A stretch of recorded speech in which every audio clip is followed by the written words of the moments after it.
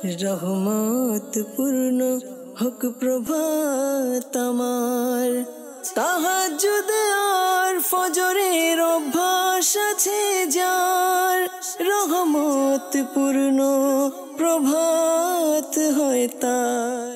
আলহামদুলিল্লাহি রাব্বিল আলামিন, আসসালাতু ওয়াসসালামু আলা সাইয়্যিদিল মুরসালিন, আম্মা বা'দু, আউযু বিল্লাহি মিনাশ শাইতানির রাজীম, বিসমিল্লাহির রহমানির রহিম।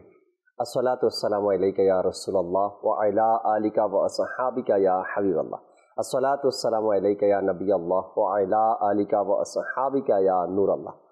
মাদানী চ্যানেলের দর্শক শ্রোতা, আলহামদুলিল্লাহ আবার উপস্থিত হয়েছি অনুষ্ঠান রহমতপূর্ণ প্রভাত নিয়ে। যে যেখান থেকে আমাদের অনুষ্ঠান দেখছেন, দূরে কিংবা কাছে, দেশে কিংবা প্রবাসী, সকল দর্শককে জানাই আন্তরিক মোবারকবাদ। অসংখ্য মানুষ আমাদের মাঝে গত সপ্তাহেও ছিল, হয়তো আজ অনেকেই আমাদের মাঝে নেই, দুনিয়া থেকে চলে গেছেন, হায়াত শেষ হয়ে গেছে। ওই দিনটা আসার আগেই যখন মানুষ বলবে এই লোকটা ছিল বলতে এখন আর নেই, ওই দিনটা আসার আগেই আমি আমার নেক আমল যে রয়েছে এর মাত্রা বাড়িয়ে দেই, আমল নামাকে ভারী করি, আল্লাহ তাআলাকে রাজি খুশি করি, যেন কাল হাসর আমার ভালোভাবে হয়, আল্লাহ রসুল সাল্লাল্লাহু আলাইহি সাল্লামের শাফাত পাই, আল্লাহ তাবারক ওয়া তাআলা যেন আমাকে ক্ষমা করে দেন, এমন কোনো আমল আমাকে করে যেতে হবে। আল্লাহ তাআলা আমাদেরকে সেই তৌফিক দান করুক। দর্শক, রহমতপূর্ণ প্রভাত অনুষ্ঠানে ইনশাআল্লাহ তাআলা আমরা কোরআনে পাকের তেলাওয়াত শুনবো, হামদে বারি তাআলা, নাতে রসুলে মকবুল সাল্লাল্লাহু তাআলা আলাইহি ওয়াসাল্লামও শোনার চেষ্টা করব। এর পাশাপাশি আজকের অনুষ্ঠানে একটি বিষয় নিয়েছি আলোচনা করার জন্য, নেকির দাওয়াত দেওয়ার জন্য।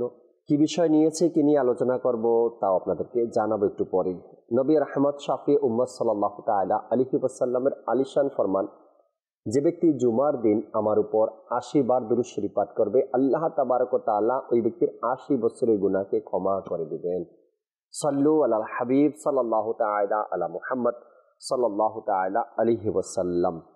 দর্শক, দেরি না করে অনুষ্ঠানের শুরুতেই চলুন আমরা ভালো ভালো নিয়ত সহকারে কোরআনে পাকের তেলাওয়াত শ্রবণ করি। আল্লাহ তাবারক ওয়া তাআলা আপনার জন্য, আমার জন্য, মানুষের জন্য কি ইরশাদ করেছেন কোরআনে পাকে, এরপরে আজকের বিষয় আপনাদেরকে জানাবো। জি, কোরআনে পাকের তেলাওয়াত শুনিয়ে দিই। আউযু বিল্লাহি মিনাশ শাইতানির রাজীম, বিসমিল্লাহির রহমানির রহিম। لهم فيها فاكهة ولهم ما يدعون سلام قولا من رب رحيم وامتازوا اليوم أيها المجرمون ألم أعهد إليكم يا بني آدم ألا تعبدوا الشيطان إنه لكم عدو مبين وأن اعبدوني هذا صراط مستقيم ولقد أضل منكم جبلا كثيرا أفلم تكونوا تعقلون هذه جهنم التي كنتم توعدون اصلوها اليوم بما كنتم تكفرون اليوم نختم على أفواههم وتكلمنا أيديهم وتشهد أرجلهم بما كانوا يكسبون ولو نشاء لطمسنا على أعينهم فاستبقوا الصراط فأنى يبصرون ولو نشاء لمسخناهم على مكانتهم فما استطاعوا مضيا ولا يرجعون ومن نعمره ننكسه في الخلق أفلا يعقلون وما علمناه الشعر وما ينبغي له إن هو إلا ذكر وقرآن مبين لينذر من كان حيا ويحق القول على الكافرين أولم يروا أنا خلقنا لهم مما عملت أيدينا أنعاما فهم لها مالكون صدق الله العظيم আল্লাহ তাবারক ওয়া তাআলা আমাদেরকে কোরআন মোতাবেক নিজের জীবনকে গড়া, আল্লাহ তাবারক ওয়া তাআলার হুকুম আহকামগুলো মেনে চলার এবং শরীয়তসম্মত নিজের জীবনকে অতিবাহিত করার সে তৌফিক আল্লাহ আমাদেরকে দান করুন। দর্শক শ্রোতা, চমৎকার এক বিষয়ে আজকে আলোচনার জন্য নিয়েছি এবং বর্তমান সময়ে আমি মনে করি এই বিষয়টা প্রত্যেক ঘরের মানুষের জানা এবং শোনা খুবই দরকার। এ সম্পর্কে ইলম অর্জন করাও খুবই প্রয়োজন। বিশেষ করে মা বাবা এবং একটা শ্রেণীর লোক আছে যারা সমাজকে খুবই বিপদের দিকে ঠেলে দিচ্ছে, তাদেরকেও এই বিষয়টা সম্পর্কে জানা খুবই দরকার। প্রত্যেকটা কাজের পরিণতি পরিণাম তো আছেই। যদি আপনি ভালো কিছু করেন এর জন্য আপনার হয়তো দুনিয়াতেও ভালো আছে, আখেরাতেও ভালো আছে। আর খারাপ কিছু যদি করেন আপনি, তবে সে খারাপের জন্য লাঞ্ছনা দুনিয়াতেও আছে এবং শাস্তি আখেরাতেও রয়েছে। চুরি ডাকাতি যদিও এই শব্দটার সাথে আমরা খুবই পরিচিত এবং বর্তমানে হয়তোবা প্রত্যেকের কানে প্রতিদিন এমন শব্দ আসতেই থাকে, চুরি ডাকাতির ব্যাপারটা। আর এটা এমন একটা কাজ কয়েকটি গুনাহের সাথে জড়িত। চুরি ডাকাতির সাথে কয়েকটা গুনাহ জড়িত। একদিকে চুরি ডাকাতির সাথে মিথ্যা জড়িত, অপরদিকে চুরি ডাকাতির সাথে মানুষের হক নষ্ট করা জড়িত, মানুষের সম্পদ আত্মসাৎ করা জড়িত, অপরদিকে সমাজকে ভয়ভীতির মধ্যে ঠেলে দেওয়া জড়িত। কয়েকটা গুনাহ এই চুরি ডাকাতির সাথে জড়িত রয়েছে। এখন চুরি ডাকাতি যারা করে এরাই বা কারা? আমাদের সমাজের বাহিরের কেউ, অর্থাৎ আমাদের জগৎ নয়, অন্য জগৎ থেকে আসে, নাকি আমাদের জগতেরই কেউ, আমাদের সমাজেরই কেউ বা আমাদের পরিবারেরই কেউ? যদি তারা আমাদের পরিবারের হয় তবে আমরা কি তাদেরকে সাপোর্ট করছি চুরি ডাকাতি করার জন্য? যদি সাপোর্ট না করতাম তবে তারা এই চান্স পেল কিভাবে? আমার ঘরের মানুষ হয়ে আরেক বাড়ি থেকে চুরি করলো, সে সাপোর্ট বা অর্থাৎ তার সাহসটা হলো কিভাবে? অবশ্যই আমি গার্ডিয়ান হয়ে বা আমি মা বাবা হয়ে বা আমি দায়িত্বশীল হয়েও তাকে বাধা দিচ্ছি না, এমন একটা বিষয় এখানে কাজ করে। এরপরে সমাজের একজন লোক চুরি ডাকাতি কখন করে, কেন করে, এটাও দেখা দরকার। আর চুরি ডাকাতির শাস্তি দুনিয়াতে কি আছে এবং আখেরাতে এর পরিণাম কি রয়েছে, যখন সম্পূর্ণ বিষয়টা আমরা জানতে পারবো বা এই সম্পর্কে জ্ঞান অর্জন করতে পারবো, তখন আল্লাহ চায় নিজেও বাঁচতে পারবো আর অপরকেও বাঁচাতে পারবো। এরপরে সতর্কতাও কিছু রয়েছে এর মধ্যে, চুরি ডাকাতি থেকে বাঁচার, যার ঘরে আসে, যার ঘরে হয়, তার সতর্কতা কি কি রয়েছে, এই বিষয়টাও আমাদের জানা দরকার। ইনশাআল্লাহ তাআলা কোরআন ও হাদিসের মধ্যে চুরি ডাকাতির যে পরিণাম রয়েছে বা যে শাস্তির কথা ঘোষণা করা হয়েছে, আল্লাহ তাবারক ওয়া তাআলা চুরি এবং ডাকাতি যারা করে, এই অপরাধে যারা অপরাধী, সেই অপরাধীর শাস্তির কথাও কোরআন ও হাদিসে পাকের মধ্যে আল্লাহ এবং তার রাসূল সাল্লাল্লাহু তাআলা আলাইহি ওয়াসাল্লামও ইরশাদ করেছেন। আজ আমরা জানবো যে দুনিয়াবী শাস্তি তো আছেই, আখেরাতে আমার জন্য কি কি শাস্তি রয়েছে এই চুরি ডাকাতির অপরাধে যারা অপরাধী হবে তাদের জন্য। আল্লাহ চাই ইনশাআল্লাহ তাআলা কামরুল ইসলাম ভাই আমাদের সাথে আছেন, তার থেকে গুরুত্বপূর্ণ বিষয়গুলো আমরা আজকের এই বিষয় নিয়ে জানার চেষ্টা করব, শোনার চেষ্টা করব, যেন আমি নিজেও সংশোধন হতে পারি আর অপর ভাইকেও যেন দাওয়াত দিতে পারি, আমি আমার ঘরকে বাঁচাতে পারি এবং অপর ভাই যেন নিজের ঘর বাঁচাতে পারে। দুই দিক থেকেই ক্ষতি। কি কি ক্ষতি? যে চুরি করতে আসে, ডাকাতি করতে আসে, তারও ক্ষতি, আর যার ঘর থেকে নিয়ে যায় তারও ক্ষতি। কিভাবে আর কেমনে হয় এই বিষয়গুলো ইনশাআল্লাহ তাআলা শেয়ার করার চেষ্টা করবো আপনাদের সাথে। আলোচনায় যাওয়ার পূর্বে জুনায়েদ ভাই আমাদের সাথে আছেন, জুনায়েদ ভাই থেকে একটি হামদের বাড়ি তালা শুনি। হামদের শোনার পরেই আল্লাহ চায় কামরুল ইসলাম ভাই থেকে আজকের এই বিষয় নিয়ে কথা বলার চেষ্টা করবো। জি জুনায়েদ ভাই, হামদ শুনিয়ে দিন।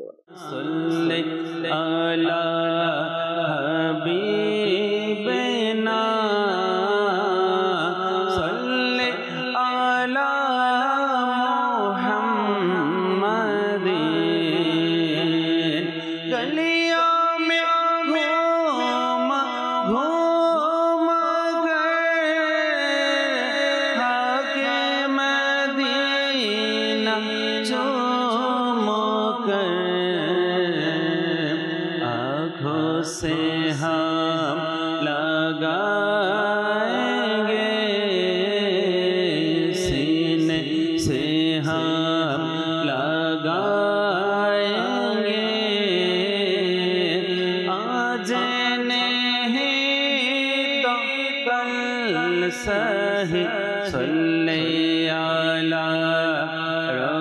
রসূলনা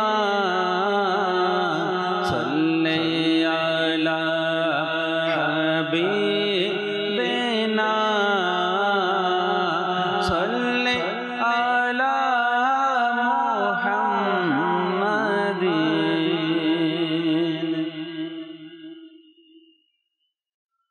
আল্লাহ আল্লাহ আল্লাহ আল্লাহ আল্লাহ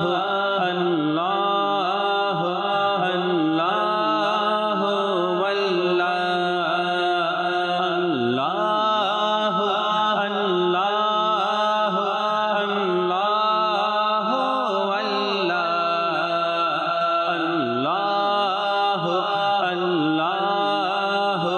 আল্লাহ আল্লাহ তোমার প্রেমে রাখো বিভোরিয়া ইলাহি না পাই যেন খুঁজে নিজেকে ইলাহি তোমার প্রেমে রাখো বিভোরিয়া ইলাহি না পাই যেন খুঁজে নিজেকে ইলাহি। আল্লাহ আল্লাহ আল্লাহ আল্লাহ আল্লাহ আল্লাহ আল্লাহ। অযথা কথা থেকে বেঁচে সর্বদা অযথা কথা থেকে বেঁচে সর্বদা করি যেন তোমার জিকির ইয়া ইলাহি করি যেন তোমার জিকির ইয়া ইলাহি। আল্লাহ আল্লাহ আল্লাহ আল্লাহ আল্লাহ আল্লাহ আল্লাহ।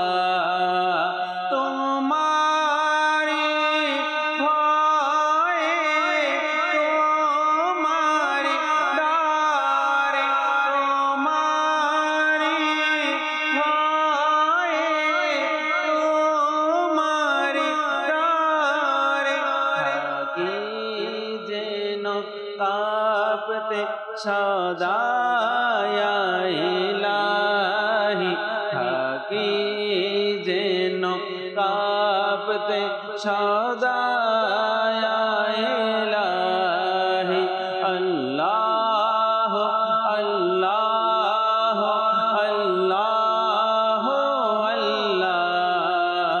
আল্লাহ হো আল্লাহ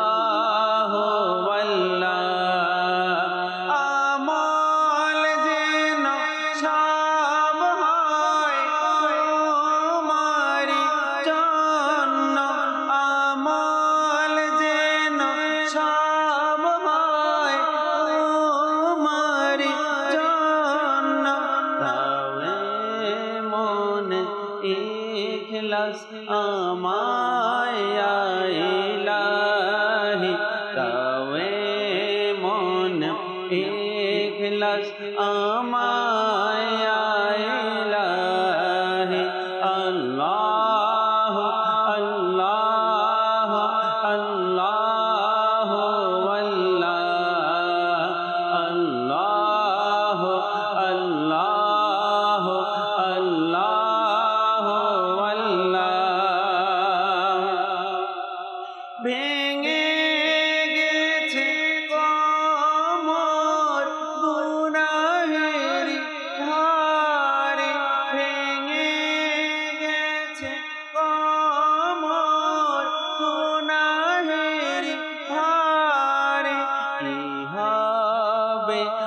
হাসরে আমার ইলাহি কি হবে হাসরে আমার ইলাহি আল্লাহ আল্লাহ আল্লাহ আল্লাহ আল্লাহ আল্লাহ কাটে যেন জীবন তোমারি বান্দাতে কাটে যেন জীবন তোমারি বান্দাতে দয়া করো এমন দয়া ইলাহি দয়া করো এমন দয়া ইলাহি আল্লাহ আল্লাহ আল্লাহ আল্লাহ আল্লাহ আল্লাহ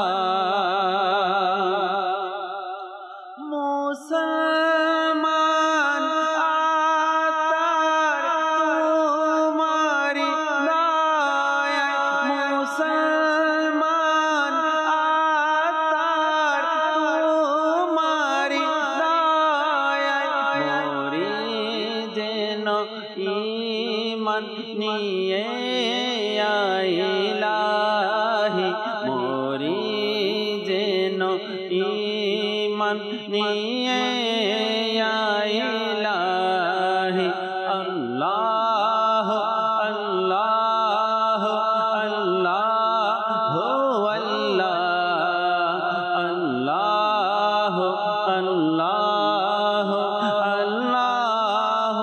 আল্লাহ তোমার প্রেমে রাখো বিভোর ইলাহি না পায় যেন খুঁজে নিজেকে ইলাহি আল্লাহ আল্লাহ আল্লাহ আল্লাহ আল্লাহ আল্লাহ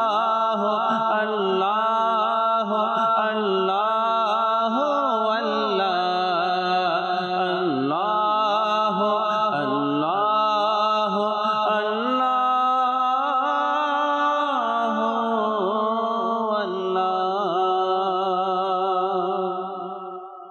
আল্লাহ সুবহানাল্লাহ। দর্শক, যে বিষয় আজ নিয়েছিলাম, আমাদের সাথে কামরুল ইসলাম ভাই আছেন।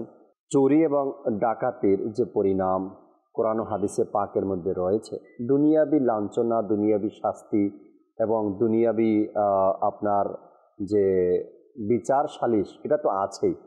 কাল কিয়ামতের ময়দানেও যে চুরি এবং ডাকাতির অপরাধে যারা অপরাধী, ওই সকল ব্যক্তিদের জন্য অসংখ্য বর্ণনা রয়েছে, যাদের লাঞ্ছনা শাস্তি কাল কিয়ামতের ময়দানে দেওয়া হবে।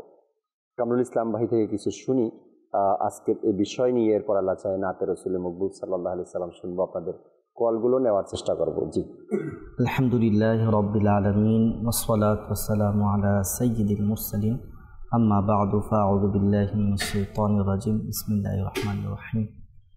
আজকের রহমতপূর্ণ প্রভাতের মধ্যে যে বিষয় নেওয়া হয়েছে, চুরি ডাকাতির যে লাঞ্ছনা রয়েছে, তাদের যে আযাব রয়েছে, যে বিষয়টি অত্যন্ত যুগ অনুযায়ী একটি বিষয়। কেননা বর্তমান প্রেক্ষাপট অনুযায়ী যদি দেখা যায়, চুরি ডাকাতি যদি আমরা দেখি, ছিনতাই এবং যত ধরনের অপকর্ম দেখি, আজকে দেশের মধ্যে এইগুলো অসংখ্য অহরহ দেখা যাচ্ছে। মানুষ রাস্তা দিয়ে তাদের ভবিষ্যৎ নিয়ে যখন হাঁটে, হয়তো কেউ পুরো মাস কষ্ট করে স্যালারি নিয়ে যাচ্ছে, তার উপর হামলা হচ্ছে, মানে ওপেন রাস্তার মধ্যে হচ্ছে। দেখা যাচ্ছে তার ঘরের মধ্যে তার সারা জীবনের জমানো কিছু আর্থিক ছিল, সবগুলো ডাকাতি করে নিয়ে যাচ্ছে। তো বর্তমান যুগটা এমন হয়ে গিয়েছে যে কারোর শক্তির বড়াই, কেউ তার দলের বড়াই, এভাবে অনৈতিক কাজ দিন দিন বেড়েই চলছে। তো প্রকৃতপক্ষে মুমিনের কাজ কখনো এগুলো হতে পারে না। কেননা হাদিসে পাকের মধ্যে আল্লাহ রসুল সাল্লাল্লাহু আলাইহি সাল্লাম সাহাবীদেরকে জিজ্ঞাসা করেছিলেন, হ্যাঁ সাহাবাই কেরাম, তোমরা কি জানো মুসলমানকে? তখন সাহাবেরা উত্তর দিলেন, ইয়া রাসূলুল্লাহ, আল্লাহ এবং আল্লাহ রসুল সবথেকে বেশি ভালো জানেন। তখন আল্লাহ রসুল সাল্লাল্লাহু আলাইহি ওয়াসাল্লাম উত্তর দিলেন যে মুমিন হচ্ছেন সে যার হাত এবং জবান থেকে অপর মুসলমান হেফাজত থাকে। এটা হচ্ছে মুসলমান। মুসলমান সেই যার হাত এবং জবান থেকে অপর মুসলমান হেফাজত থাকে। অতঃপর রসুল আবার ইরশাদ করলেন, আচ্ছা তোমরা কি জানো মুমিনকে? তখন সাহাবায়ে কেরাম আবার উত্তর দিলেন, ইয়া রাসূলুল্লাহ, আল্লাহ রসুল এবং আল্লাহ তাআলাই ভালো জানেন। তখন রাসূলুল্লাহ আবার দিলেন, মুমিন হচ্ছেন সেই ব্যক্তি যার থেকে অপর মুমিন তার মাল এবং তার জানকে সংরক্ষণ হেফাজত মনে করে, সেই হচ্ছে মুমিন। তো যারা প্রকৃতপক্ষ মুমিন তারা কখনো তাদের হাত জবান দ্বারা কখনো অপর মুসলমানের কোনো ক্ষতি ইত্যাদি সে করবে না। আচ্ছা যদি দেখি ইসলামের মধ্যে এই ডাকাতি, এই চুরি বা যারা অহরহর মানুষকে এগুলো করতে গিয়ে হত্যা করে ফেলে তাদের ব্যাপারে কি রয়েছে, বলতে হচ্ছে ইসলামের প্রত্যেকটি যে শাস্তি রয়েছে দুনিয়াবি এবং আখিরাতের যে শাস্তির কথা শোনানো হয়, কেন বলা হয় যেন ইসলামী যে মুআশারা রয়েছে, সমাজ রয়েছে, এই শাস্তিগুলোর কারণে যেন মানুষগুলো শান্তিতে বসবাস করতে পারে, মানুষগুলোর বসবাস, মানুষের ফ্যামিলি সবাই কিনে শান্তিতে থাকতে পারে। ইসলামের প্রত্যেকটি কাজ হচ্ছে সেমনই।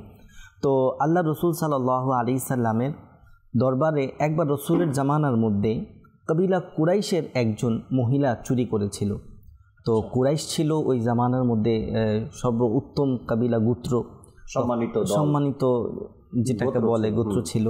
তখন আয়েশা রাদিয়াল্লাহু তাআলা বলেন, তখন সেই গোত্রের যারা সম্মানিত ব্যক্তিরা রয়েছে তো তাদের ইজ্জতে লাগলো, এখন যদি এই ব্যক্তি আমার গোত্রের লোককে যদি শাস্তি দেওয়া হয়, হাত কেটে দেওয়া হয়, এটা তো আমাদের অপমান। তো যেহেতু রসুল সাল্লাল্লাহু আলাইহি সাল্লাম কুরাইশ বংশকেও সম্মান করে, আর হুজুর সাল্লাল্লাহু আলাইহি সাল্লামও, তো যখন হুজুর সাল্লাল্লাহু আলাইহি সাল্লামের কাছে এখন কিভাবে বলবেন যে ইয়া রাসূলুল্লাহ যেহেতু কুরাইশ বংশের করেছে আযাব আপনি কমিয়ে দেন বা শাস্তি দিয়েন না, এখন বলছেন কাকে দিয়ে করা যায়? তো রসুলের নিকটবর্তী যে থাকে, রসুল যাকে বেশি আদর করে সে বললে শুনবে বেশি। তখন কি করলেন যে বলা হচ্ছে উসামা বিন যায়েদ যিনি ছিলেন তিনার কাছে বললেন সুপারিশ করার জন্য। তো তিনি গেলেন রসুলের কাছে, গিয়ে বললেন ইয়া রাসূলুল্লাহ। তো তিনার পরিবার এসে বললেন যে মহিলা তো কুরাইশ গোত্রের, সম্মানী গোত্রের, তো যদি আযাব যদি না দেওয়া হতো বা দিলেও যেন লুকাই, এগুলো যখন বললেন তখন ইয়া রাসূল অনেক রাগান্বিত হয়ে গেলেন এবং তিনি খুতবা আরম্ভ করলেন সবার সামনে। বলছেন আল্লাহর কসম, যদি ফাতেমা বিনতে মুহাম্মদ অর্থাৎ আমার মেয়ে ফাতিমাও যদি চুরি করতো আমি ফাতিমা রাদিয়াল্লাহু তাআলা আনহার হাত কেটে দিতাম।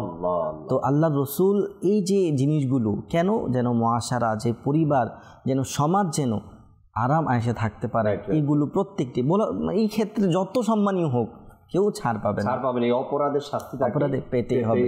আচ্ছা এটা এমন একটি শাস্তি আল্লাহ তাআলা রাসূল সাল্লাল্লাহু বলেন কি যে লানাল্লাহুস সারিক, যারা চুরি করে তার উপরে স্বয়ং আল্লাহ তাআলার লানত রয়েছে, এবং বলছে যারা চুরি, ডাকাতি, জিনা আর মদ পান করে ওই হালাতের মধ্যে তাদের ঈমান থাকে না, তাদের নূরে ঈমান তাদের থেকে নিয়ে নেওয়া হয়।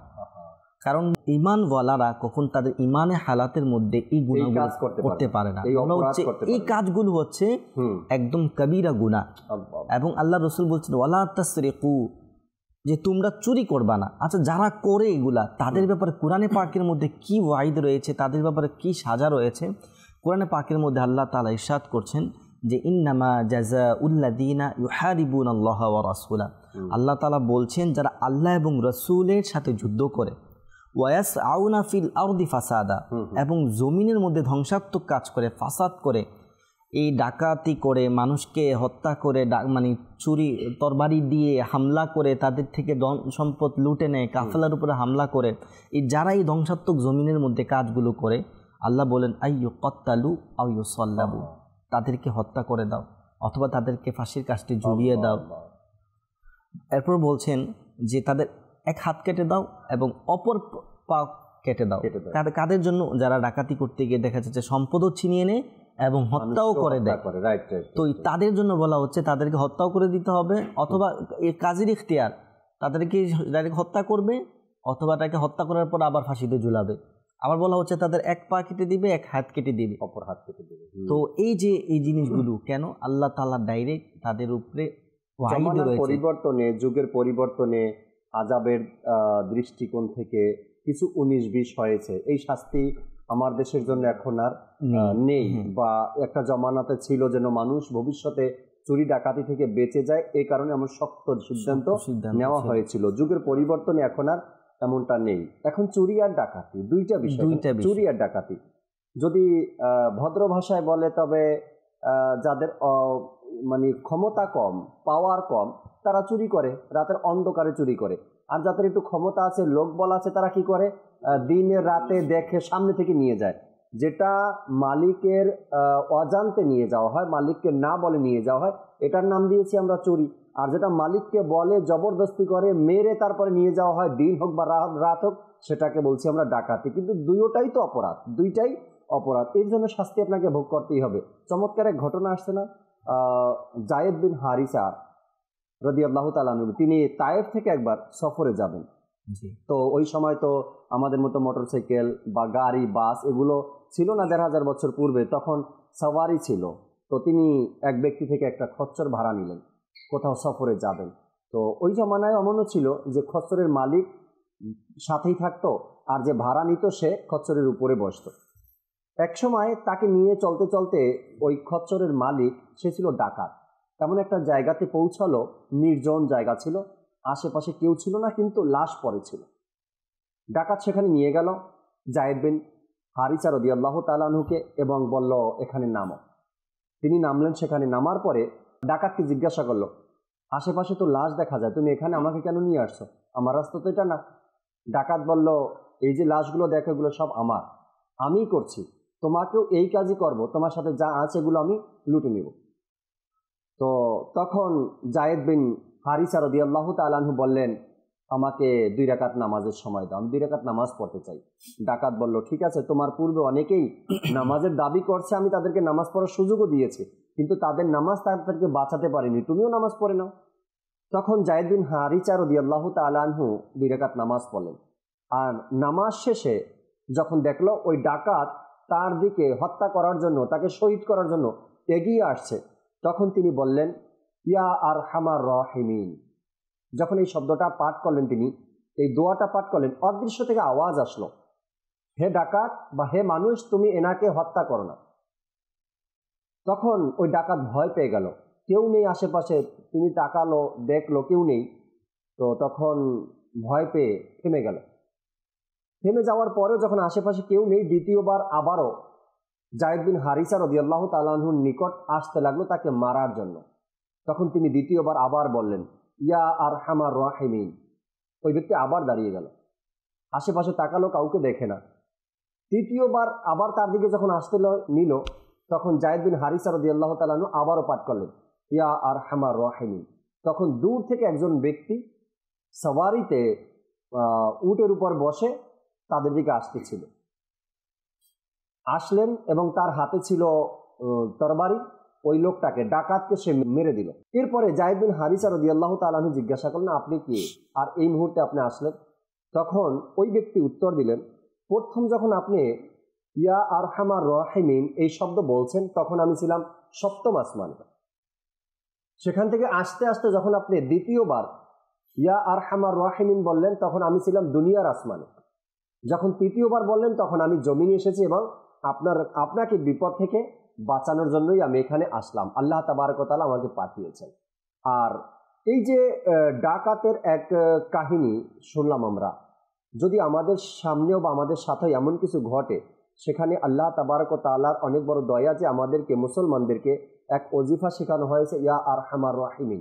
সেটা ডাকাতের ব্যাপারে হোক বা চুরির ব্যাপারে হোক, যে কোনো বিপদে আমরা পাঠ করতে পারি। আল্লাহ তাবারক ওয়া তাআলা চাই এই ওজিফার মাধ্যমে বা এর ওসিলা আমাদেরকে পার করে নেবেন। অনেক সময় ডাকাত হোক বা চুরি হোক, আমরা ওই মুহূর্তে ঘাবড়ে যাই বা কি করব বুঝে আসে না, কিন্তু চমৎকার এক ওজিফা, সাহাবী জায়েদ বিন হারিসা রাদিয়াল্লাহু তাআলা আনহু এই ওজিফা পাঠ করে ডাকাতের হাত থেকে তিনি রক্ষা পেলেন এবং তার সম্পদও রক্ষা পেল।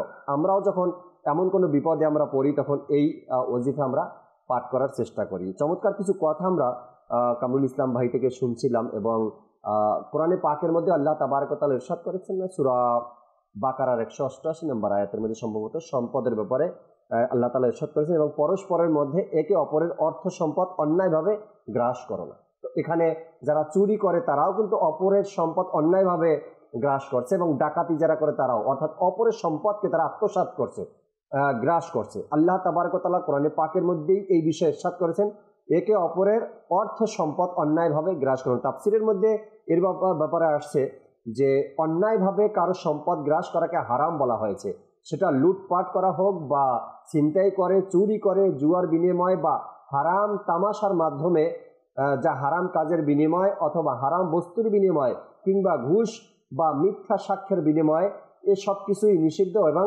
হারাম। অর্থাৎ আপনি চুরি করেন সেটাও হারাম সম্পদ, ডাকাতি করে নিয়ে আসছেন সেটাও হারাম সম্পদ, বা কোনো ছিনতাই করে নিয়ে আসছেন সেটাও হারাম সম্পদ, জুয়ার বিনিময় নিয়ে আসছেন বা হারাম তামাশার মাধ্যমে নিয়ে আসছেন, এগুলো উপার্জন যেভাবে আপনি নিয়ে আসছেন সব কিছু হারাম। আর হারামের কখনো আরাম নেই, এই হারাম কখনো আপনাকে অন্তরের শান্তি দিতে পারে না। আল্লাহ চাই ইনশাআল্লাহ তাআলা বাকি সময়টুকুতেও আমরা চুরি ডাকাতির পরিণাম সম্পর্কে, আযাবের সম্পর্কে আরও কিছু জানারও চেষ্টা করব। জুনায়েদ বের কাছে আসি, নাতে রাসূল মকবুল সাল্লাল্লাহু আলাইহি সাল্লাম শুনি আমরা, এরপর দর্শকের কিছু কল আছে, কয়েকটা কল শোনারও চেষ্টা করবো। জি জুনায়েদ ভাই। পারতাম যদি যেতে আমি প্রিয় নবীর দারে, পারতাম যদি যেতে আমি প্রিয় নবীর দারে, পারতাম যদি যেতে আমি প্রিয় নবীর দারে, বলতাম মনের ব্যথা আমি প্রিয় নবীর দারে, বলতাম মনের ব্যথা আমি প্রিয় নবীর দারে, পারতাম যদি যেতে আমি প্রিয় নবীর দারে, পারতাম যদি যেতে আমি প্রিয় নবীর দারে, নব জীবন পেতাম আমি, সফল হতাম আমি, নব জীবন পেতাম আমি, সফল হতাম আমি, মরণ যদি হতো আমার প্রিয় নবীর দারে, মরণ যদি হতো আমার প্রিয় নবীর দারে, পারতাম যদি যেতে আমি প্রিয় নবীর দারে, পারতাম যদি যেতে আমি প্রিয় নবীর দারে, সিংহাসনে বসার শখ পূরণ হতো আমার, সিংহাসনে বসার শখ পূরণ হতো আমার, পেতাম যদি বসার সুযোগ প্রিয় নবীর দারে, পেতাম যদি বসার সুযোগ প্রিয় নবীর দারে, বলতাম মনের ব্যথা আমি প্রিয় নবীর দারে, বলতাম মনের ব্যথা আমি নবীর দ্বারে পারতাম যদি যেতে আমি প্রিয় নবীর দ্বারে পারতাম যদি যেতে আমি প্রিয় নবীর দ্বারে অশ্রুবে আমার দুটি নয়ন হতে পড়ত অশ্রুবে আমার দুটি নয়ন হতে পেতাম যদি নবীর দিদার প্রিয় নবীর দ্বারে যদি নবীর দিদার প্রিয় নবীর দ্বারে বলতাম মনের ব্যথায় আমি প্রিয় নবীর দ্বারে বলতাম মনের ব্যথায় আমি প্রিয় নবীর দ্বারে পারতাম যদি যেতে আমি প্রিয় নবীর দ্বারে পারতাম যদি যেতে আমি প্রিয় নবীর দ্বারে দেখা দিবেন নবী আমায় আমি এরি আশা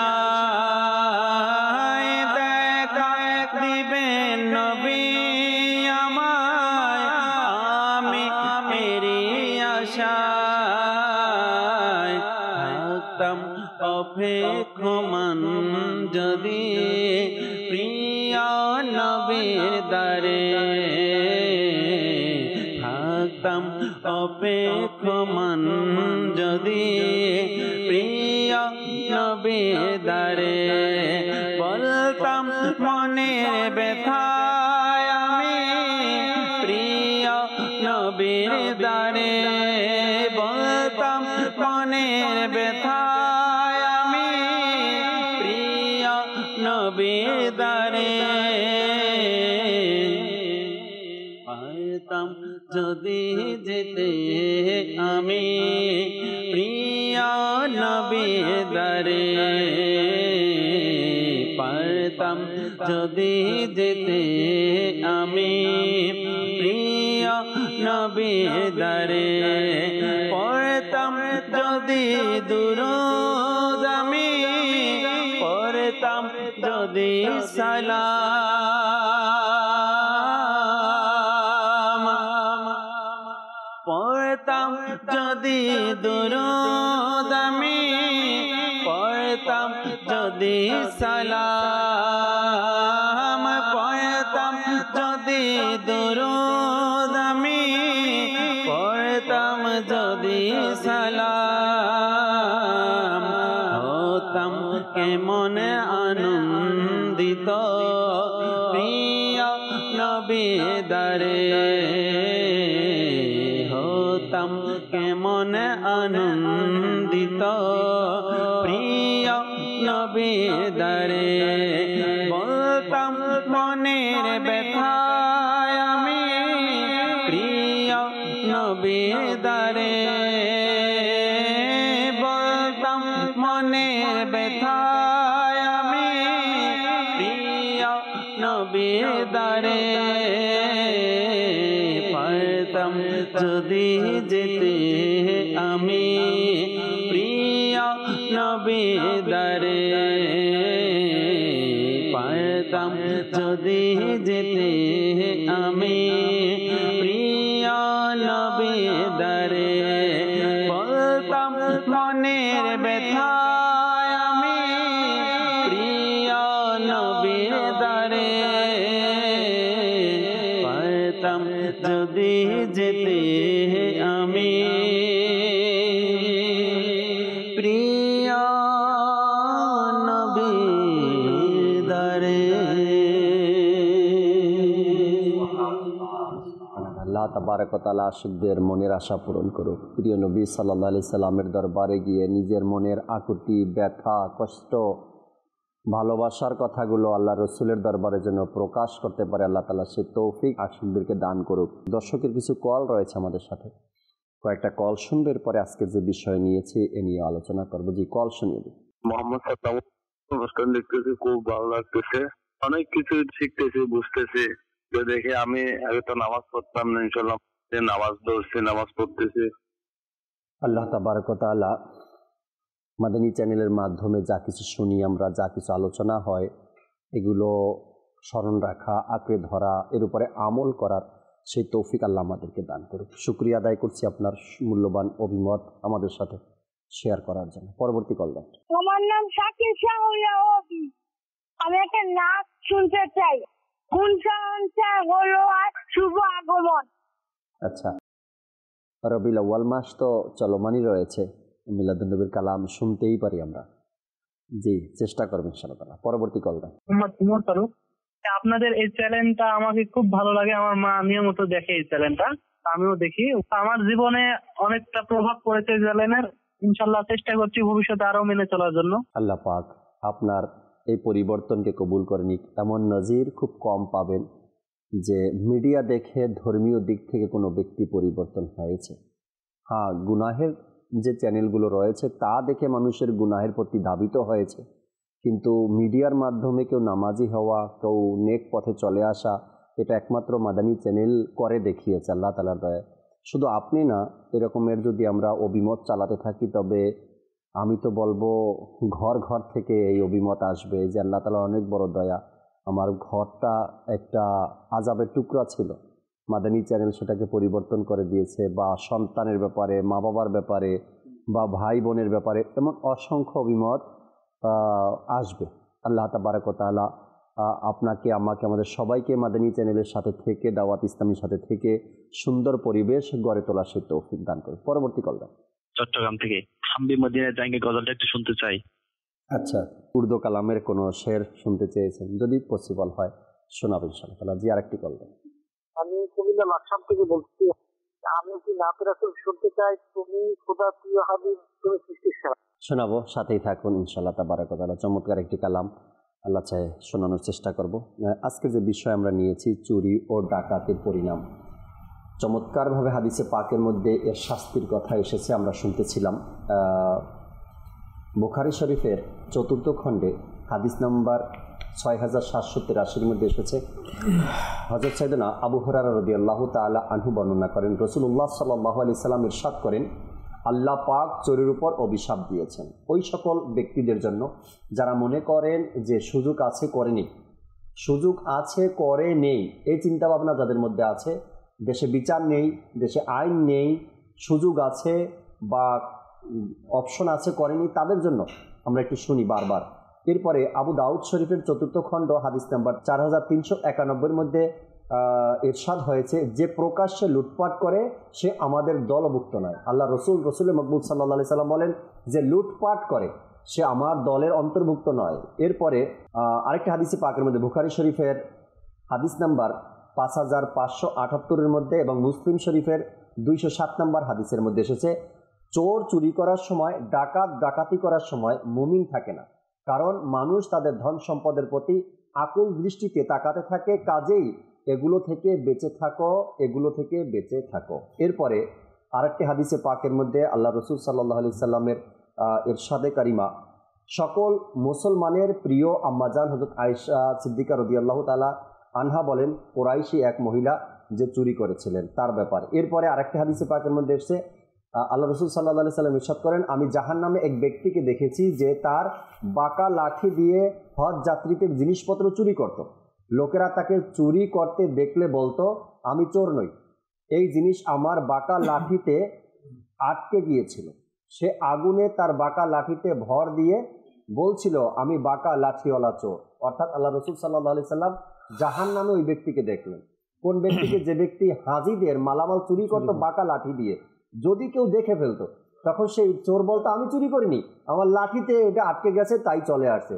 আল্লাহ রসুল বলেন, আমি তাকে জাহান্নামে দেখেছি ওই বাঁকা লাঠি নিয়ে হাঁটে আর বলে, আমি ওই বাঁকা লাঠিওয়ালা চোর। এভাবে করে হাদিসে পাকের মধ্যে চোর ডাকাতের ব্যাপারে অভিশাপ এসেছে, লানত এসেছে, আযাবের কথা এসেছে। আর আমরা মনে করি সুযোগ পেয়েছি, করেনি, কেউ তো দেখে নাই।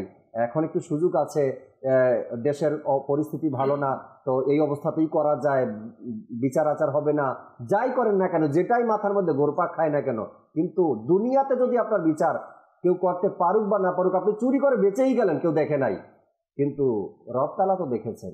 এর শাস্তি কেমন হওয়া আর কেমন হবে, যার দিক থেকে আল্লাহ তাআলা মুখ ফিরিয়ে নেবেন। আল্লাহ রসুল বলছেন আমার দল অন্তর্ভুক্তই নয়, দলের অন্তর্ভুক্ত নয়, তখন আপনার দল কোনটা হবে? চোরের দলে আপনাকে থাকতে, আবার সেই শাস্তি আপনাকে ভোগ করতে হবে। কিছু কথা শুনি কামরুল ইসলাম ভাই থেকে, এরপরে অনুরোধের কালামগুলো শুনি। যে ঘটনা বলছিলেন, যে ব্যক্তি হাজিদের মালামাল চুরি করত, তার নাম ছিল আমর ইবনে লুহাই। তো বলা হচ্ছে তার যে পরিণতি হবে না, জাহান্নামের মধ্যে আমরা যেটাকে বলি নারী বুড়ি, তার নারী বুড়ি ঝুলতে থাকবে, সে সেটা খেচড়ে খেচড়ে হাঁটবে এবং সে বলতে থাকবে আমি বাঁকা লাঠিওয়ালা চোর।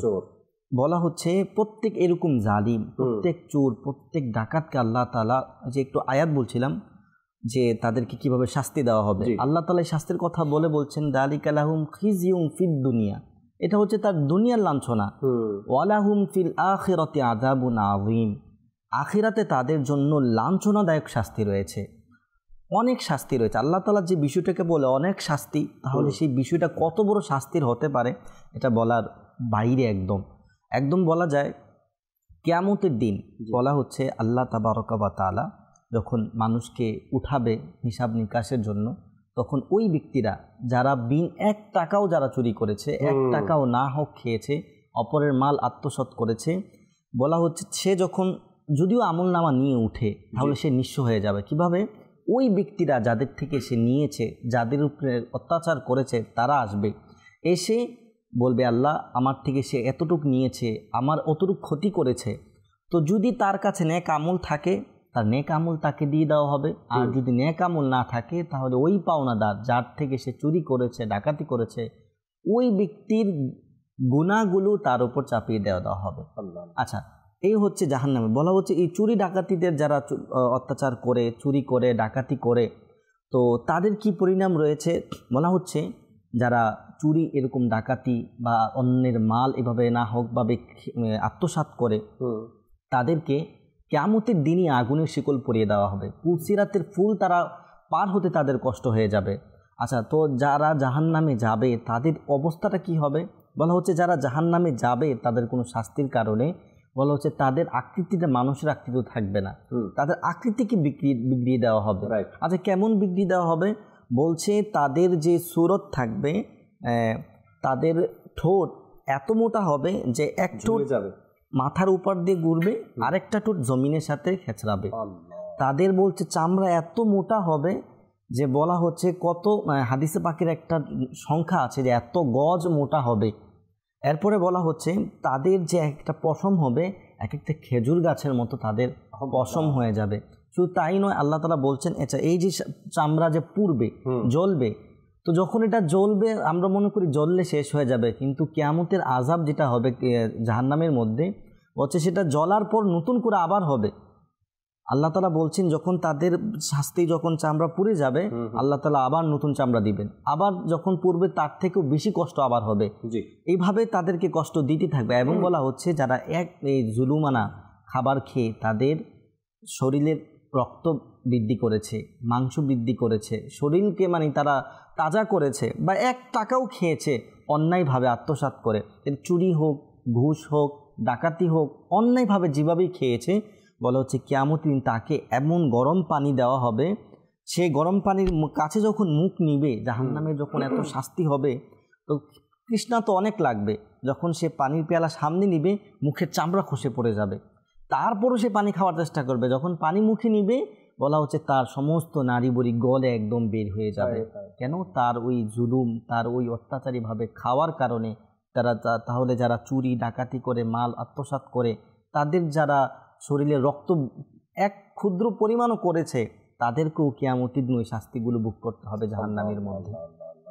আচ্ছা, তো এই যে চুরি ডাকাতি যেগুলো রয়েছে, আল্লাহ তাআলা কোরআনে পাকে তো স্পষ্টভাবে তাদের নাম নিয়ে একবার বলেছে, ঈমানদারকে বলছেন ইয়া আইয়ুহাল্লাযীনা আমানু লা তাকুলু আমওয়ালাকুম, যে তোমরা মালগুলো আত্মসাৎ করো না, কাদের মাঝে? বাইনাকুম বিল বাতিল, একে অপরের মালকে অন্যায়ভাবে তোমরা আত্মসাৎ বিনাশ করো না। আচ্ছা, এই অন্যায় ভাবের মধ্যে সব চলে আসে, এবার বলেন ঘুষ চলে আসে, এবার সুদ চলে আসে, হ্যাঁ, এবার মনে করেন চুরি চলে আসে, ডাকাতি চলে আসে, এভাবে যত ধরনের অন্যায় রয়েছে এই আয়াতের মধ্যে চলে আসে। এখন যারা এই আল্লাহ তাআলার হাকাম হুকুম মানে না, তারা তো দুনিয়া তো লাঞ্ছনার শিকার হবেই, আখিরাতেও অসংখ্য লাঞ্ছনার শিকার তাদের হতে হবে তাদের এই কাজগুলোর কারণে।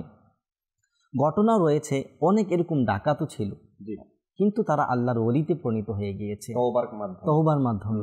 দেখা যাচ্ছে ফুজাইল বিন আয়াস, তিনি যখন তাওবা করার পূর্বে তিনি যে এমন ডাকাত ছিলেন, বলছে একদম মাশহুর ছিলেন। ওই যখন মানুষ পরিচিত বলতে কাফেলা যখন যাবে ওই অঞ্চল দিয়ে যাওয়ার আগে বলতো ও অঞ্চল দিয়ে যাওয়া যাবে না, ফুজাইল বিন আয়াস, ফুজাইলের ওই এলাকা গেলে আমাদেরকে শেষ করে দিবে। তো একদিন তিনি দেখে যাচ্ছেন এইদিকে অন্য একটা জায়গা থেকে, যখন কাফেলা যাচ্ছেন তখন একে অপরকে বলতে শুনছেন ওই এলাকা দিয়ে আমরা থামবো না, সন্ধ্যা হয়ে যাচ্ছে, থামবো না এলাকায়, কারণ ফুজাইলের এলাকায় গেলে আমাদেরকে শেষ করে দিবে, যে কোনো মূল্যে ফুজাইল আমাদেরকে আটকে দিবে এবং সম্পদ রেখে দেবে। তখন তিনি বললেন, আল্লাহ, আমার ভয় মানুষের ভিতরে রাস্তা পরিবর্তন করে নেয় মানুষ, তার মধ্যে তাহলে আমার মালিকে হাকিকির আমার কেমন ভয় হওয়া উচিত ছিল। তিনি সাথে সাথে তাওবা করে ফেললেন এবং এমন তাওবা করলেন যে এখন পর্যন্ত তিনার কিতাব বলেন, তিনাকে এমন আল্লাহ ওয়ালা জানেন যে মানুষ তিনার প্রশংসা এখনো বলে যে কেমন আল্লাহর ওলি হয়ে গেলেন, কেমন তওবা, আল্লাহ তাআলা তার তওবাকে কবুল করেছেন এবং নেক বান্দাদের কেমন কাতারে নিয়ে আসছেন। যখন মানুষ চুরি করে না, কামরুল ইসলাম ভাই, আল্লাহ তাআলা এদেরকে সঠিক বুঝ দান করুক, চুরি করে কেমন কেমন চুরি জানেন? আগামীকালকে যে সঞ্চয়টা আছে, আগামীকালকে যেটা দিয়ে বাজার করবে, অনেক সময় সেটাও নিয়ে যায়। আবার অনেক সময় মানে আমানতও নিয়ে যায়। উদাহরণস্বরূপ আমার কাছে কারো আমানত আছে, চোর আসছে, আমানত আর বুঝে নেয়, সে তো নিয়ে গেছে। তো চোর যে চুরি করলো সে কতটা কার কেমনে ক্ষতি হলো।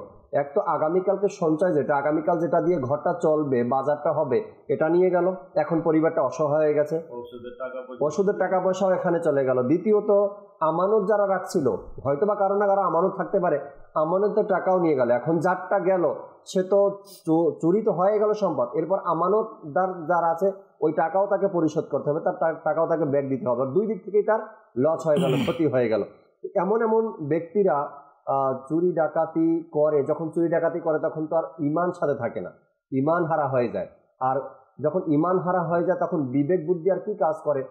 তো এই যে কাজগুলো যারা করে, এরপরে আছে রাষ্ট্রীয় যে একটা ক্ষতি, পৃথিবীর কাছে যে ভাবমূর্তি নষ্ট হয় নিজের রাষ্ট্রের, এটা তো আছেই।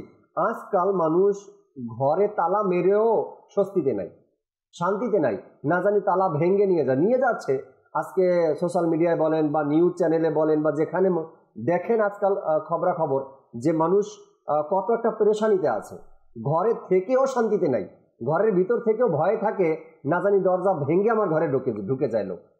এই যে একটা দেশকে বা সমাজকে এক অশান্তির মধ্যে যারাই রাখে বা যারা রাখছে, এদের জন্য শাস্তির কথা কোরআনে পাকের মধ্যে এসেছে। আল্লাহ তাআলা সূরা মায়েদা 33 নম্বর আয়াতে বলছেন না, এই ব্যাপারেই তো আসছে, যারা আল্লাহ এবং তার রাসূলের বিরুদ্ধে যুদ্ধ করে এবং রাজ্যের মধ্যে ধ্বংসাত্মক কাজ করে বেড়ায়, অর্থাৎ রাষ্ট্রটাকে যারা এমন একটা বিপদের মধ্যে ঠেলে দেয়, চুরি ডাকাতি অশান্তি একটা সৃষ্টি করে দেয়, তাদের শাস্তি এই যে তাদেরকে গুনে গুনে হত্যা করা হবে, অথবা তাদেরকে গুলিবিদ্ধ করা হবে, না হয়তো তাদেরকে এক পা আর অপর হাত কেটে দেওয়া হবে, না হয়তো দেশ থেকে তাদেরকে তাড়িয়ে দেওয়া হবে।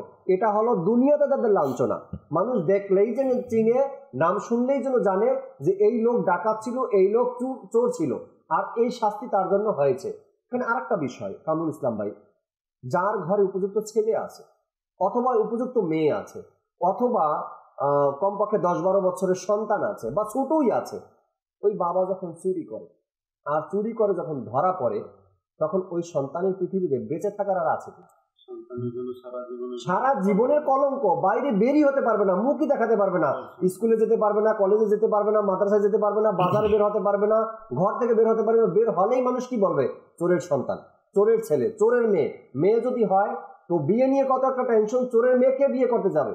আর যদি ছেলে হয় তো সমাজে বের হতে পারছে না, বাবার এই অপরাধের কারণে। কারণ আপনার জন্য অনেক এমন খবর তো অনেক আমিও শুনেছি যে বাবার অপরাধের কারণে সন্তান নিজের ঘর বাড়ি ছেড়ে চলে গেছে, নিজের এলাকা ছেড়ে চলে গেছে, কারণ এই সমাজ আর থাকবেই না যে সমাজে বাপের ব্যাপারে এমন অপবাদ বলতে সে যে কাজটা করছে এটা ছড়িয়ে পড়ছে, মানুষ জেনে গেছে। তো আপনার অপরাধের শাস্তি আপনার সন্তান পাচ্ছে, আপনার অপরাধের শাস্তি আপনার মা বাবা পাচ্ছে, আপনার অপরাধের শাস্তি আপনার ফ্যামিলির লোক পাচ্ছে। আপনি কেনই বা এই কাজ করতে যাচ্ছেন? আপনি চুরি করে কত টাকা ইনকাম করছেন, তার চাইতে অনেক গুণ বেশি তো আপনি বাইরে কাজ করলে পারেন। অবাক লাগে যুবক ছেলেরা এই কাজের মধ্যে লিপ্ত, যুবকরা। তো আপনার এই বয়সে যদি আপনি চুরি ডাকাতি করে খান, তো যখন 70 বছর বয়স হবে তখন কি করবেন? ভিক্ষা করা ছাড়া তো উপায় থাকবে না আপনার। যুবক বয়সে ইনকামের সময়, এখন আপনি চুরি করছেন, যখন আপনার ইনকাম সোর্স বন্ধ হয়ে যাবে, বয়স হয়ে যাবে, তখন কি করবেন? চুরিও করতে পারবেন না আর কাজও করতে পারবেন না, তখন তো ভিক্ষা ছাড়া কোনো উপায় নেই। আর আপনি যে চুরি করে মনে করেন লাখপতি হবেন, পৃথিবীতে কেউ আজ পর্যন্ত পারেনি, কেউ হতে পারেনি। শেষ পর্যন্ত যাদেরকে দেখেন হারাম উপার্জনের মাধ্যমে বাড়ি গাড়ি করছে, শেষ পর্যন্ত ওটা খেয়ে যেতে পারে না, না খেয়ে তারপরে মাসের পর মাস না খেয়ে তারপরে দুনিয়া থেকে বিদায় নিতে হয়। শুদ্ধ ভাষায় বা আমরা ভদ্র ভাষায় বলি, ডাক্তার খাওয়া বন্ধ করে দিচ্ছে। ডাক্তার খাওয়া বন্ধ করার মতো ক্ষমতা ডাক্তারের নেই। আল্লাহ তাআলার পক্ষ থেকে আপনার রিজিকই বন্ধ হয়ে গেছে, কারণ আপনি এতদিন যা করছেন তার আমলনামা তো আপনার কাছে আছেই, আর সেটার শাস্তি তো আপনাকে দুনিয়াতে ভোগ করতে হবে। মানুষ এখন নিজের গুনাহকে বাঁচার জন্য, এটাকে ধামাচাপা দেওয়ার জন্য কি বলে? ডাক্তার নিষেধ করছে, খাদ্যনালী চিকন হয়ে গেছে, শুকিয়ে গেছে, এটা হয়েছে ওটা হয়েছে। এসব কিছু না।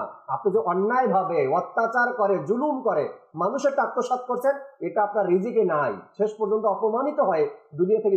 এটা একটা অপমান না তো কি? যাওয়ার আগে আপনার খাওয়া বন্ধ, যাওয়ার আগে আপনার ঘুম বন্ধ, এটা অপমান। কিন্তু আমরা বুঝি না, আমরা মনে করি এটা আমার রোগ, এটা আল্লাহ তাআলা অপরকে শিক্ষা দেয় আপনার মাধ্যমে। যাই হোক, আমাদেরকে এই অপমানিত থেকে নিজেকে বাঁচানো। জি, এই যে জিনিসগুলো যেগুলো আপনি বলেছেন, সব থেকে আল্লাহ তাবারক ওয়া তাআলা যদি আমরা যে বলেছেন বান্দাদের কাছে, সবচেয়ে বড় জিনিস হচ্ছে বান্দার হক। আল্লাহ তাবারক ওয়া তাআলার হাবিব বলেছেন যে আল্লাহ তাবারক ওয়া তাআলা নিজের হকের ব্যাপারে আল্লাহ তাআলা মাফ করেও দিবেন, আবার আটকাতেও পারেন। কিন্তু বান্দার হক আল্লাহ তাআলা মাফ করবেন না। বান্দার হককে দুনিয়ার মধ্যে বান্দার থেকেই ক্ষমা চাই নিতে হবে, ক্ষমা করবে। অথবা যদি বান্দা ক্ষমা না করে কিয়ামতের দিন ওই যে আমি বলেছি তার নেক আমল তাকে দিয়ে দেওয়া হবে, অথবা তার গুনাহগুলোকে ওই অত্যাচারীকে দেওয়া হবে। আচ্ছা, কিয়ামতের দিন ওই চোর ডাকাতগুলো বা যারা এরকম রাহাজানি করছে, সন্ত্রাসী করছে, বা যারা ছিনতাইকারী করছে, মানুষকে কষ্ট দিচ্ছে, বলছে যারা যেই জিনিস চুরি করবে, ডাকাতি করবে, তারা সেই জিনিসগুলো নিয়ে কিয়ামতে উঠবে, তাদের মাথায় সেগুলো জিনিস থাকবে, এবং সেই জিনিসগুলো যদি জন্তু জানোয়ার হয় সেগুলো চিৎকার করে বলবে এই ব্যক্তি চোর, আমাকে চুরি করেছে, এই ব্যক্তি ডাকাত, আমাকে ডাকাতি করে এনেছে। আর বর্তমানে যদি দেখি যে এখন এমন হয়ে গিয়েছে, ডিজিটাল নাম দিয়ে আমরা মনে করে চুরি করছে, ডাকাতি করছে, মানুষের সামনে করছে, এটাকে তারা মনে করছে অনেক বড় জিনিস। দলের নাম দিয়ে যে কোনো নিজেকে চালাক মনে করে, অপরাধী করতে পারছে তাই।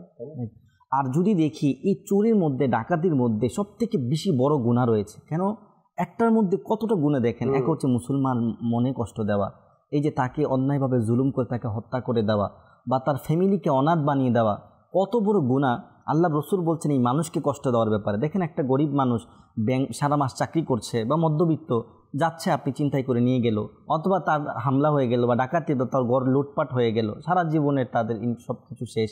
আল্লাহ রসুল এই ব্যাপারে বলছেন যে মান আযা মুসলিমান ফাকাদ আযানি, আর যে ব্যক্তি মানে মুসলমানদের কষ্ট সে যেন আমাকে দিল, আর বলছেন আমাকে যে কষ্ট দিল ফাকাদ আযা আল্লাহ, সে যেন আল্লাহ তাআলাকে কষ্ট দিল।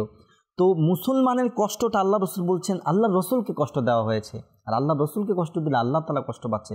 তাহলে ওই ব্যক্তিদের কি অবস্থা হবে যে আল্লাহ রসুল আল্লাহকে কষ্ট দেয় মুমিন বান্দার কষ্ট দেওয়ার মাধ্যমে? আজকের এই কথাগুলো আল্লাহ যদি দয়া করে ওই সকল ব্যক্তিদের কানে লাগে যাদের এমন অভ্যাস, মন মানসিকতা, ছোট মন মানসিকতার লোক, তাদের যদি কানে লাগে, এবং কারো ঘরে যদি এমন ব্যক্তি থাকে, আপনি জানেন আপনার সন্তান, আপনার ভাই এই কাজগুলো করে, তবে আপনার দায়িত্ব তাকে বোঝানো, তাকে ফেরানো, তাকে হালাল পন্থা দেখানো। অনুরোধের কালাম ছিল, অনুরোধের কালামগুলো শুনে কামরুল ইসলাম ভাই থেকে শেষ আলোচনাগুলো শুনে আমরা সালাতু সালামে যাবো ইনশাআল্লাহ তাআলা।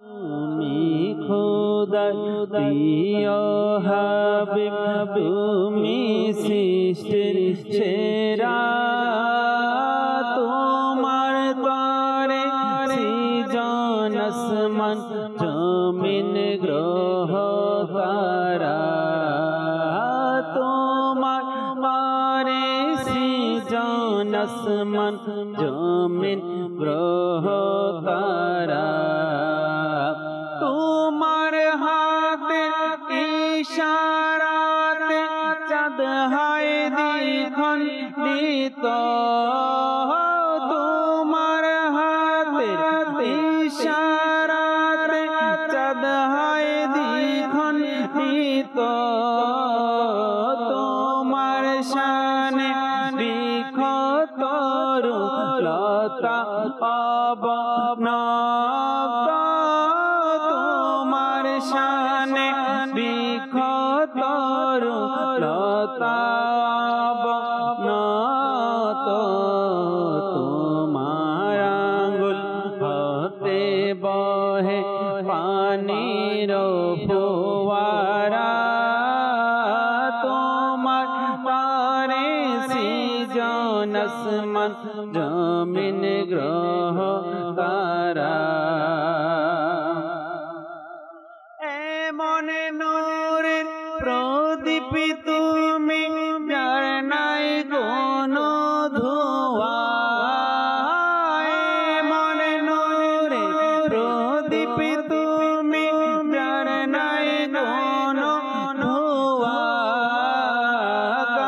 কাঁটাবিহীন ফুল তুমি জগৎ জুড়ে যার ছোঁয়া কাঁটাবিহীন ফুল তুমি জগৎ জুড়ে যার ছোঁয়া ছায়াবিহীন কায়া তুমি সব নবীদের সেরা তোমার দ্বারে সৃজন আসমান জমিন গ্রহ তারা তোমার দ্বারে সৃজন আসমান জমিন গ্রহ তারা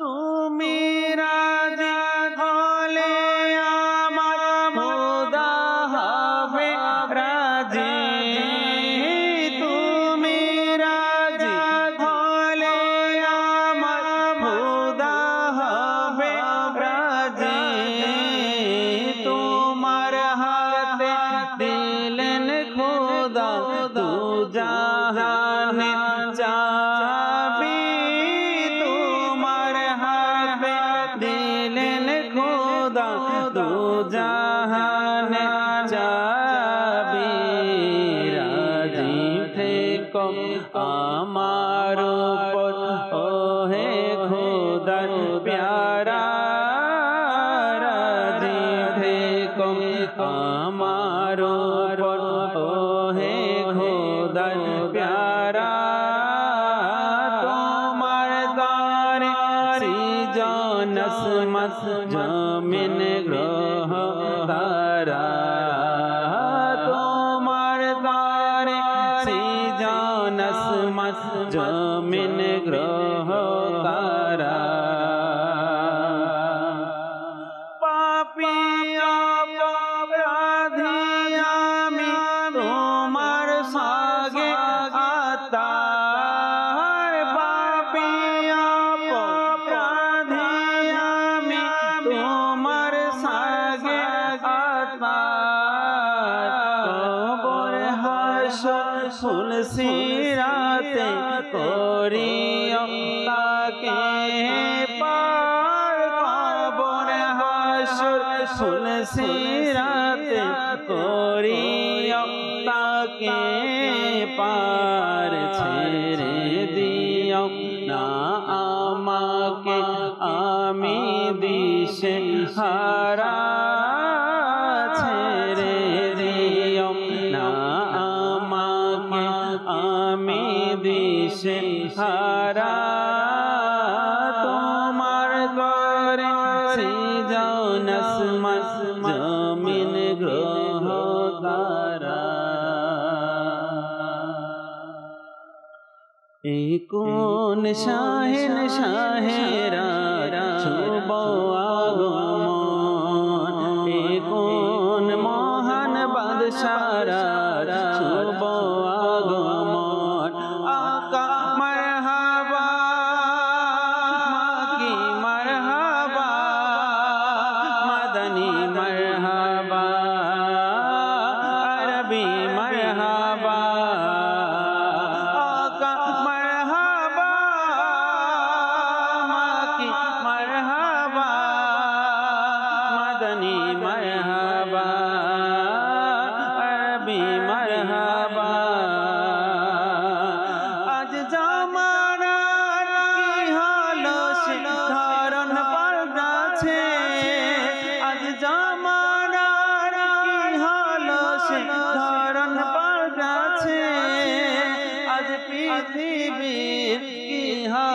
সে রূপ পাল্টাছে কোন মহান বাদশারা শুভ আগমন কোন শাহেন শাহেরা শুভ আগমন আকা মারহাবা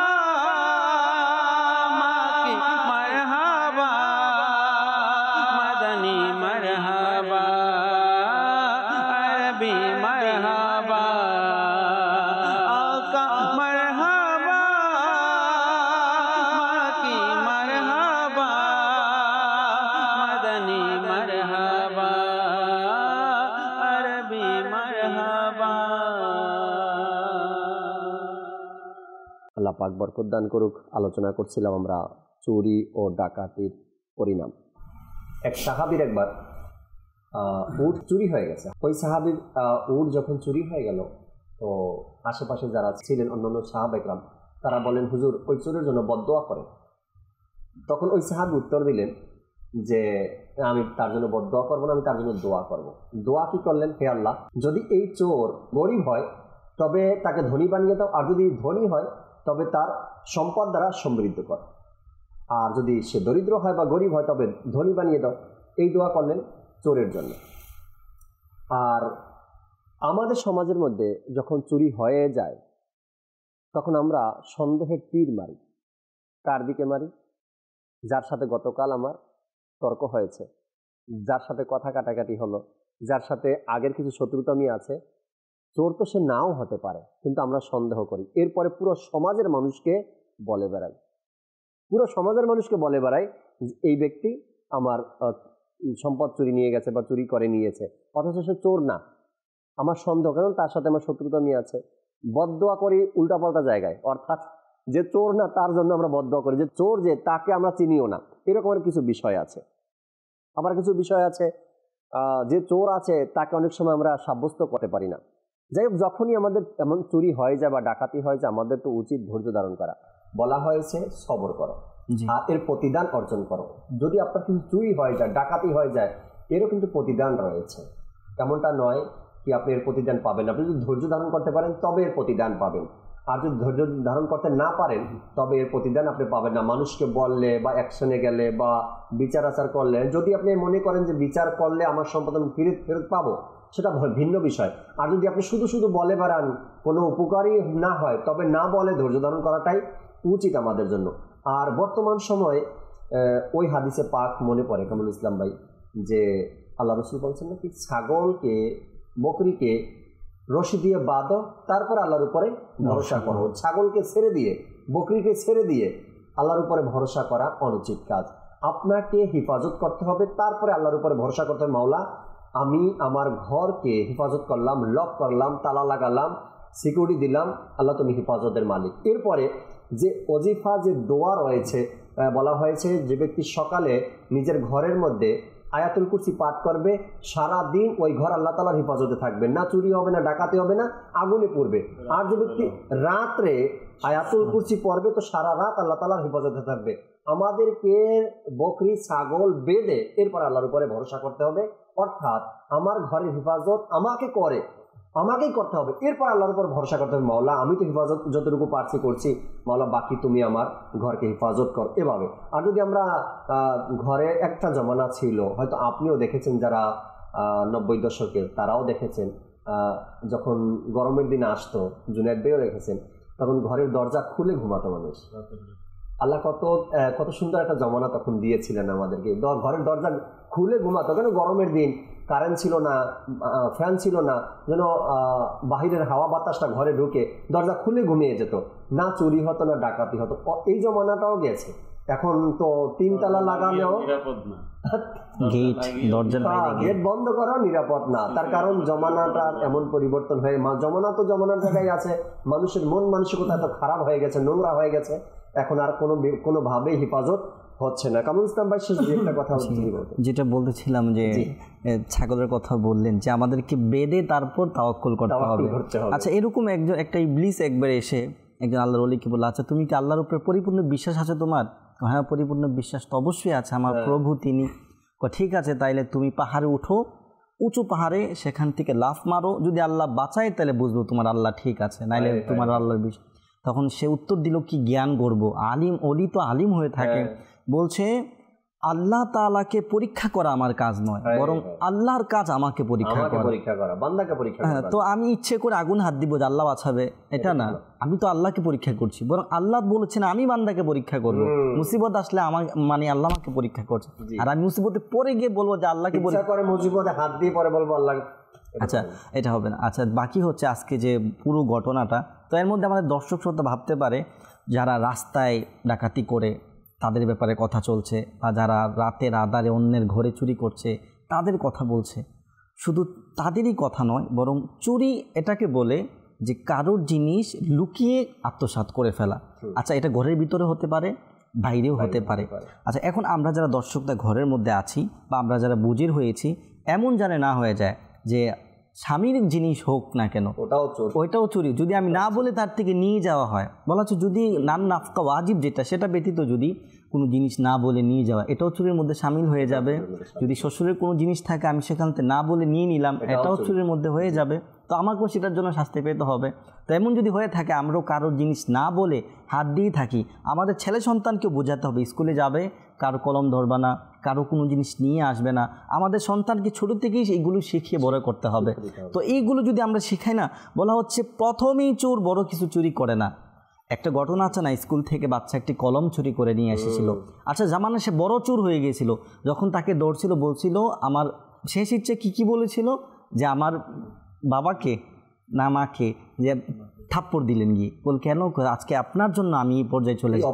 অপরাধী আপনার জন্য, কেন শাসন করেননি। প্রথম যখন আমি কলম চুরি করে এনেছি আপনি তখন আমাকে শাসন করেননি, আর ওইখান থেকে যে আমি অনুপ্রেরণা পেয়ে যে এত বড় হয়েছি, এর মূল ছিলেন আপনি। তো আমাদের উচিত আমাদের ছেলে সন্তান যদি কখনো কারোর গাছের ফল, কারোর জিনিস নিয়ে আসে, তাকে বুঝিয়ে সেটা ফিরে দেওয়া, শাসন করা। তাইলে কি আমার সন্তানও আমার মনের মতো চোখের শীতলতা আমরা যেটা চাই, সন্তানও ধার্মিক সন্তান হবে। আমাদেরকে বোঝার তৌফিক দিক, এমন অপরাধ থেকে আমরা যেন বাঁচতে পারি, আমার পরিবারকে বাঁচাতে পারি, সন্তানকে বাঁচাতে পারি। আল্লাহ তাআলা সেই তৌফিক আমাদেরকে দান করুক। আমিন বিজাহিন নবিল আমিন সাল্লাল্লাহু তাআলা আলাইহি ওয়াসাল্লাম। দর্শক, আগামী পর্বে আবারও নতুন একটি বিষয় নিয়ে আমরা আলোচনা করার চেষ্টা করব। ততক্ষণ মাদানী চ্যানেলের সাথেই থাকুন। আসুন আমরা দাঁড়িয়ে সালাতু সালাম পাঠ করি। ইয়া নবী সালাম আলাইকা, ইয়া রাসূল সালাম আলাইকা, ইয়া হাবিব সালাম আলাইকা, সালাওয়াতুল্লাহ আলাইকা।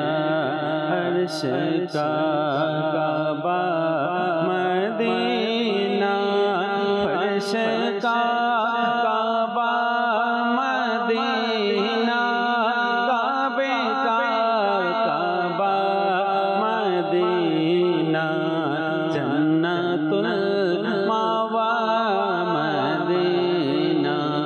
या नबी सलाम अलैका, या रसूल सलाम अलैका, या हबीब सलाम अलैका, सलावतुल्लाह अलैका। मुस्तफा जाने रहमत पहला हो सलाम, शमए बज में हिदायत पहला हो सलाम। गौसे आज़म इमाम मौतों का वन्ना का, जलवाए शान कुदरत पे लाखों सलाम। मुस्तफा जाने रहमत पे लाखों सलाम, शमए बज में हिदायत पे लाखों सलाम। डाल दी कल्बों में अज़मते मुस्तफा, सैयदी आला हज़रत पे लाखों सलाम। फैज़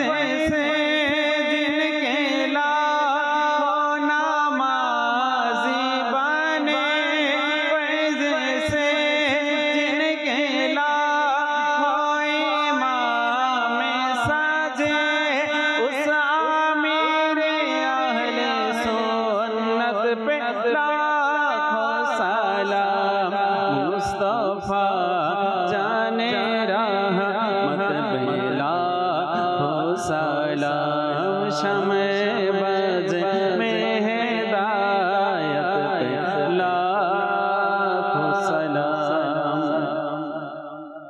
अस्सलामु अलैका या रसूलल्लाह, अस्सलातु वस्सलामु अलैका या हबीबल्लाह, सुब्हानक अल्लाहुम्मा व बिहम्दिका ला इलाहा इल्ला अंता अस्तगफिरुका व अतूबु इलैक।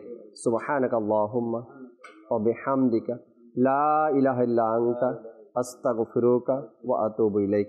सुब्हानक अल्लाहुम्मा व बिहम्दिका ला इलाहा इल्ला अंता अस्तगफिरुका व अतूबु इलैक। अस्सलातु वस्सलामु अलैका नबी अल्लाह व अला आलिका व अस्हाबिका या नूर अल्लाह, ला इलाहा इल्लल्लाहु मुहम्मद रसूलुल्लाह। রহমত পূর্ণ হক প্রভাত আমার, তাহাজ্জুদ আর ফজরের অভ্যাস আছে যার। রহমত পূর্ণ প্রভাত হয় তার।